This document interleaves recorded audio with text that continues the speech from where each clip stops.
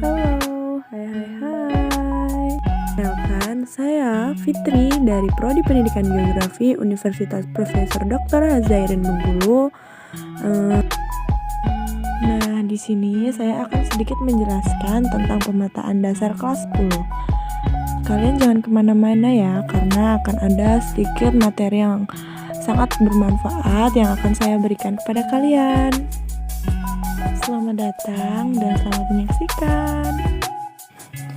Nah, hal yang bakal kita pelajari yang pertama yaitu dasar-dasar pemetaan. Pengertian peta sendiri itu merupakan gambaran konvensional permukaan bumi yang diperkecil sesuai dengan skalanya. Jadi dapat kita simpulkan bahwa peta itu kalau semakin kecil skalanya, maka gambar permukaan bumi semakin luas. Sedangkan jika skalanya semakin besar, gambaran permukaan bumi itu semakin kecil. Jadi kalian bisa lihat dari perbandingan skalanya, apakah skalanya kecil atau skalanya besar.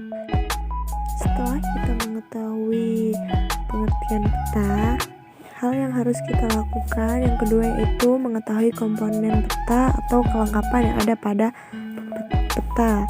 Jadi di saat kita membuat peta, kita itu harus mengetahui apa saja yang ada di dalam peta.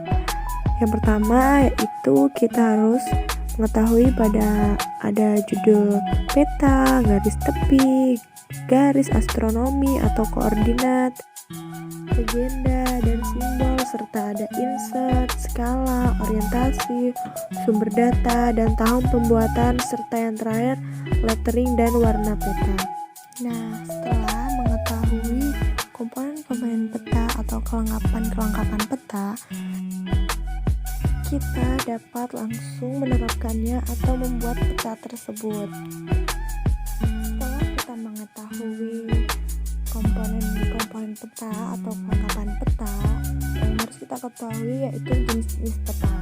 Jenis-jenis peta itu ada jenis peta berdasarkan skala dan ada jenis peta berdasarkan isi. Nah, yang akan kita bahas yang pertama yaitu jenis peta berdasarkan skala.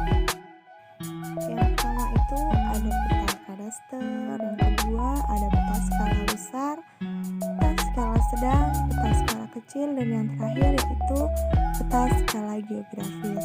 Nah, itulah beberapa jenis peta berdasarkan skala yang sering kita terapkan pada pembelajaran. Nah, jenis peta yang kedua yang akan kita bahas yaitu jenis peta berdasarkan isi.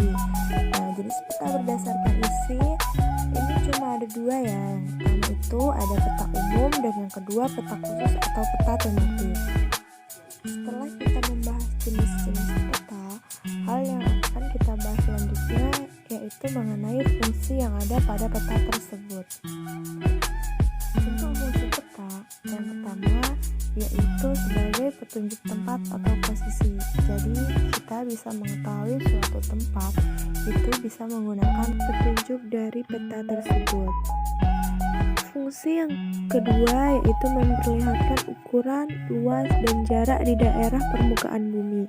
Jadi kita dapat melihat ukuran, luas, dan jarak di permukaan bumi ini bisa menggunakan peta tanpa kita harus mengukur dari daerah lain ke daerah selanjutnya.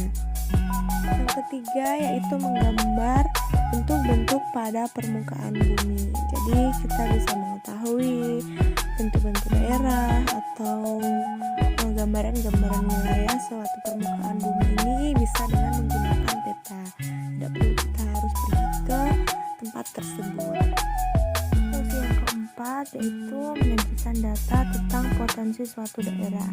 Nah, dari fungsi tersebut dapat kita lihat bahwa kita bisa mengetahui berapa banyak penduduk atau berapa banyak usia muda, usia dini, dan usia tua dalam suatu tempat tanpa kita harus mensurvei atau tanpa kita harus datang ke tempat tersebut.